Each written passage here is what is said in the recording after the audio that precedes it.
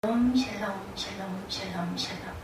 하나님 사랑합니다. 여러분 주 안에서 사랑합니다. 오늘 사사기 어제는 14장 1절에서 20절까지 말씀이었죠. 오늘은 8절에서 마지막 절까지 삼손의 아내는 삼손의 친구였던 그의 친구에게 준 바 되었더라, 이런 내용. 아내마저 빼앗기는 그런 사건이 일어나죠. 우리가 사사기를 살펴보기 시작하면서 사사기 14장 이름에서 아주 분명하게 보이는 흐름, 하나님의 큰 은혜를 입은 이스라엘 백성들이 약속하시고 허락하신 가나안 땅, 젖과 꿀이 흐르는 땅에 살면서 아주 쉽게 작은 유혹에 넘어가고 있다. 이스라엘 백성들은 가나안 땅에 들어오면서부터 하나님의 큰 은혜를 계속 받아왔고 작은 유혹 앞에는 자주 넘어졌습니다.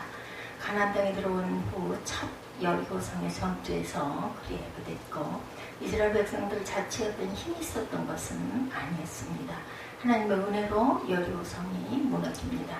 근데 아간은 그 큰 은혜의 현장에서 작은 유혹에 넘어가고 하나님의 명령을 어기고 죽음의 길로 향하죠.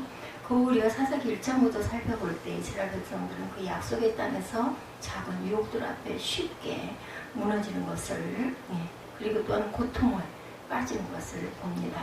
그 고통 속에서 부르짖는 이스라엘 백성들, 혹은 그 고통 속에서 어찌할 바를 모르는 백성들을 하나님이 보시고 긍휼의 은혜, 자비의 은혜를 계속해서 반복해서 베풀어주는 사건들이 일어나죠. 사사가 12명이나 쓰는 그런 사건. 한마디로 사사기는 뛰어난 사사들의 이야기를 기록하고 있는 책이 아니고 하나님의 큰 은혜와 작은 유혹 앞에 쉽게 무너지는 이스라엘의 모습을 그려주고 있는 책입니다.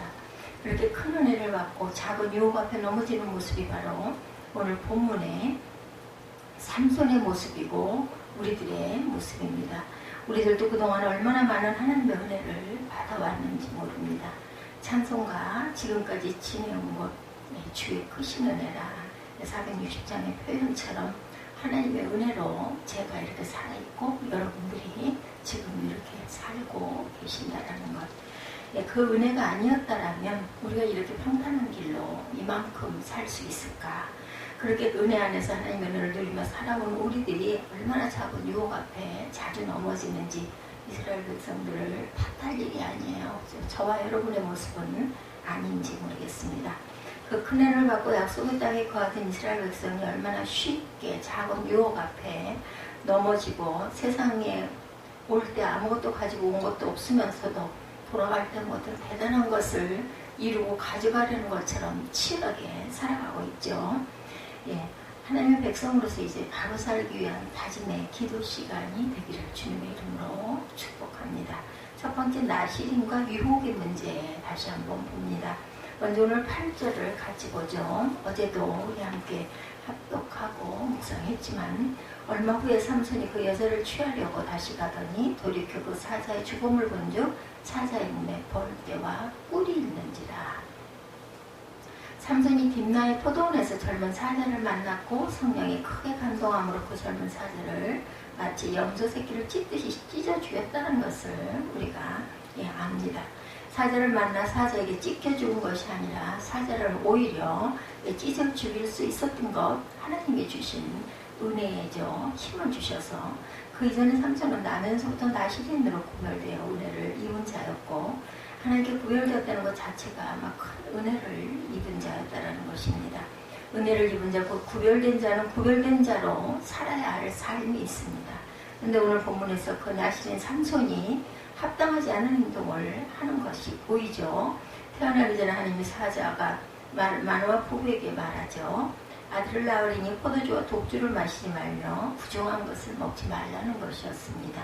이것은 나시린 구별된 자인 삼손을 위한 것이었고 그렇게 구별되게 살았어야 했는데 그 구별된 자로 살아야 할 삼손이 사자의 죽음을 봅니다.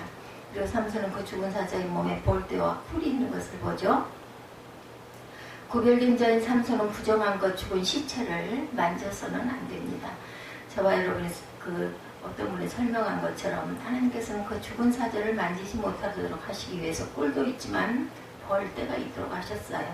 그렇지만 삼손은 꿀의 유혹 앞에 예, 그 작은 유혹을 넘어서지를 못하고 큰 은혜를 받은 사람이 꿀의 유혹을 이기지 못하고 넘어갑니다. 더 나아가 어떤 분들은 삼손이 10절 이하에서 7일 동안 잔치를 하면서 나신인으로서 먹지 말아야 할 술도 마셨을 것이다 라고 주장하기도 합니다. 그렇지만 그것은 추측이겠죠.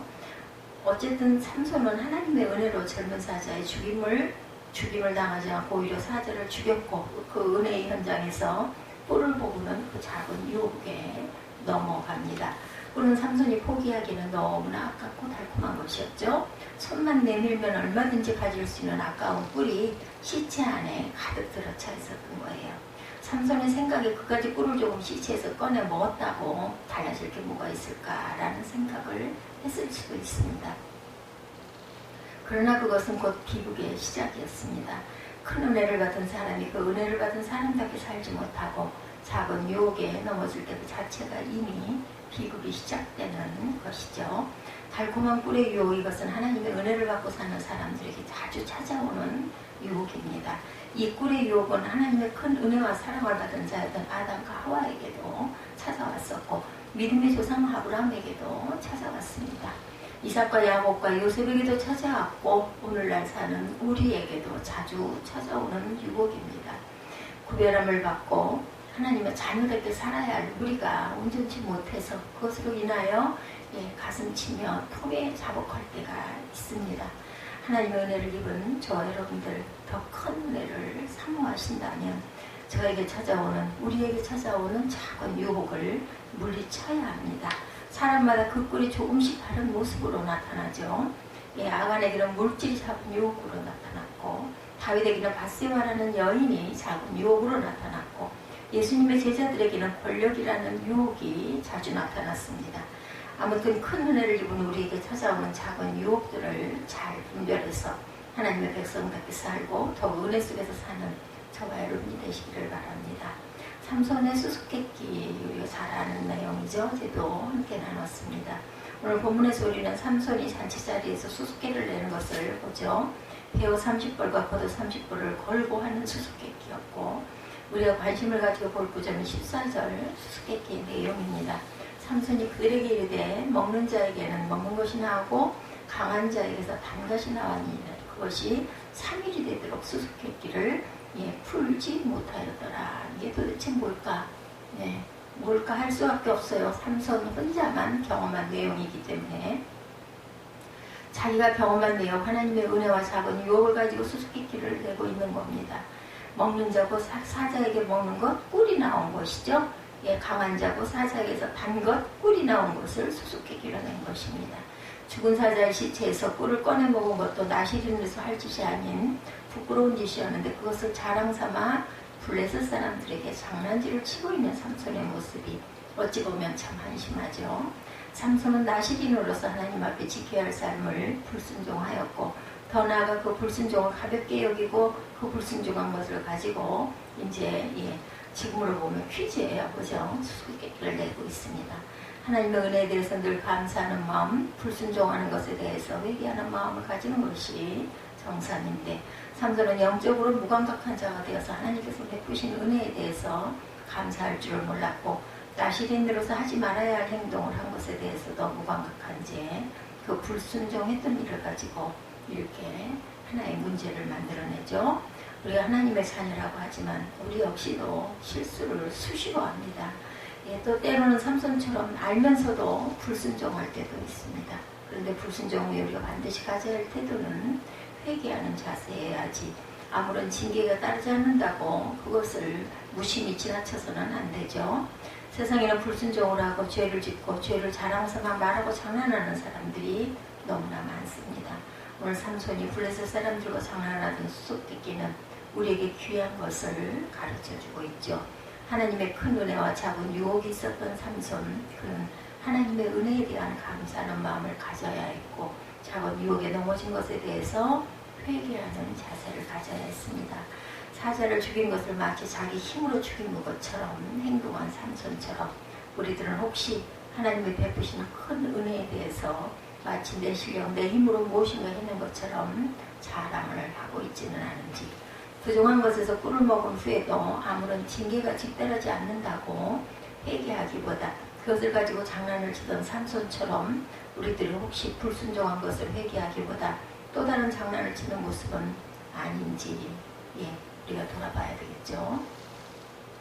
우리가 삼손의 모습을 보면서 우리 삶 가운데 하나님의 은혜에 늘 감사하는 자세로 작은 유혹에 넘어진 것에 대해서는 회개하는 자세로 임하는 저와 여러분 되시기 바랍니다. 실패한 삼손을 대하시는 하나님의 모습을 세 번째로 보죠. 하나님의 은혜를 무시하고 유혹에 실패한 것을 가지고 수수께끼를 내면서 장난을 치던 삼손은 결국 수수께끼에서 치고 블레셋 사람들에게 배옷 30벌과 겉옷 30벌을 갚아주어야 했어요. 그죠? 우리가 19절에서 볼 수 있듯이 하나님의 신이 삼손에게 다시 임하십니다. 그리고 삼손은 가스우론으로 내려가서 블레셋 사람 30명을 쳐 죽이고 옷을 빼앗아다가 수수께끼를 푼 자들에게 주죠. 먼저 삼손은 실패했어도 하나님은 삼손을 버리지 않으셨다라는 겁니다. 하나님의 큰 은혜에 대해 감사할 줄도 모르고 나시린으로서 지켜야 할 자세를 깨뜨렸음에도 불구하고 하나님께서는 실패한 삼손을 버리지 않으셨고, 다시 표현한다면 다시 한 번의 기회를 주시는 하나님이신 거죠. 삼손이 지금까지 실패했어도 하나님께서는 다시 은혜를 베푸시면서 삼손에게 기회를 주십니다. 믿음의 조상 아브라함이 믿음으로 행하지 않고 실패했어도 다시금 믿음으로 행할 수 있는 기회를 주셨던 것 같죠. 오늘 우리도 그동안 믿음으로 살지 못하고 너무 자주 실패했던 하나님의 자녀들이라 할지라도 우리에게 다시 기회를 주시고 하나님이 우리를 바라보시고 돌아오기를 기다리고 계신다라는 것, 우리가 이럴 때 온전하게 돌이켜야 되겠죠. 하나님의 백성들을 향하신 하나님의 사랑이고 하나님의 신실하심임을 우리가 절대로 잊어서는 안 됩니다. 바로 오늘 우리에게 생명이 있는 것은 우리에게 다시 한번 잘 살아보라고 주시는 하나님의 기회인 줄 알고 기회를 잘 선호하는 저와 여러분 되시기 바랍니다. 또한 우리는 이 실패한 삼손을 대하시는 하나님을 바라보면서 삼손은 실패했어도 하나님은 결코 실패하지 않는다는 것도 우리가 다시 한번 깨닫습니다. 큰 은혜를 베푸시고 또 베푸셔도 작은 유혹조차 이기지 못하고 넘어지는 삼손, 그를 통해 이스라엘을 일으킬 능력을 기대한다는 것은 어리석게 그지없는 일이었지만 작은 유혹에서 넘어지는 삼손이지만 그런 자에게 또다시 은혜를 베푸시고 또다시 사랑을 베푸시고 또다시 기회를 주시는 하나님, 결단코 실패하시지 않으시는 하나님이 거기에 계시기에 우리에게 소망이 있고 승리가 있다라는 것. 이스라엘의 최종적인 승리의 근원은 하나님이셨고 오늘 우리들의 최종 승리의 근원은 또한 하나님이라는 것을 잊지 마십시다. 우리의 모든 죄에 넘어진 실패자들인 우리들이지만 우리의 죄를 다 짊어지시고 죽음에서 승리하신 주님이 계시기에 우리에게는 승리가 있는 것이죠. 이제 주님과 함께 승리하는 삶을 살도록 하나님의 은혜로 말미암아 우리에게 찾아오는 작은 유혹을 이기고 승리하는 하나님의 백성으로 사는 저와 여러분이 되시기를 주님의 이름으로 축복합니다.